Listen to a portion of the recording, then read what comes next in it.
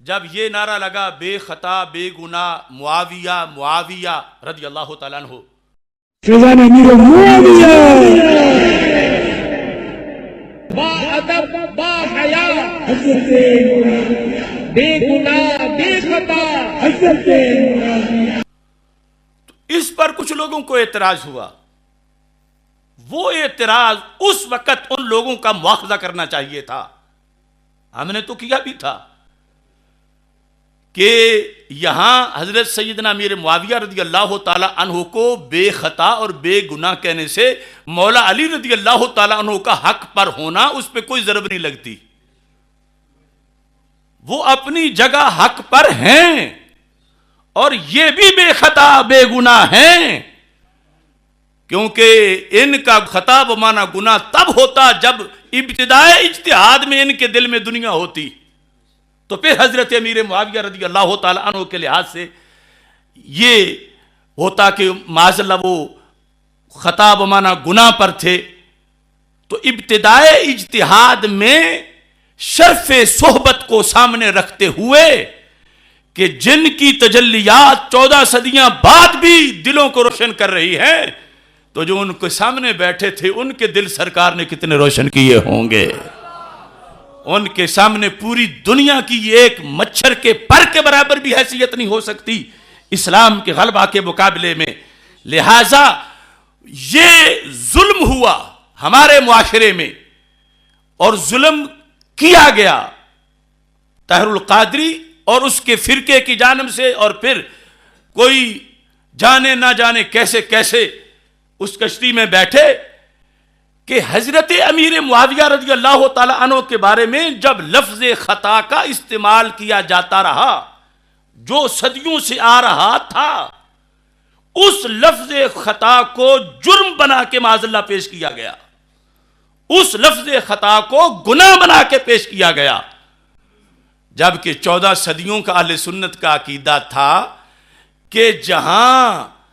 خطا بمانا گناہ یا جرم ہے اس مرحلے میں تو دونوں ہی حق پر تھے۔ انتہا میں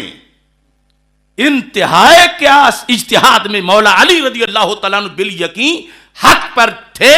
ہیں، اور وہ حق اجتہادی ہے، اور حضرت امیر معاویہ رضی اللہ تعالیٰ عنہ اس حق تک نہ پہنچ سکے کوشش بسیار کے باوجود، تو رب نے اس کوشش پر انہیں بھی ثواب عطا فرما دیا۔ اگر اس وقت یہ وضاحت کی جاتی یا کسی کی توجہ ان ماخذ کی طرف ہوتی، اگر وہ نہیں کر رہے تھے تو ہمارے لوگ مقابلے میں کھڑے ہو کر اسی دن سانپ کا سر کچلتے جو غلطی پھیلا رہا تھا،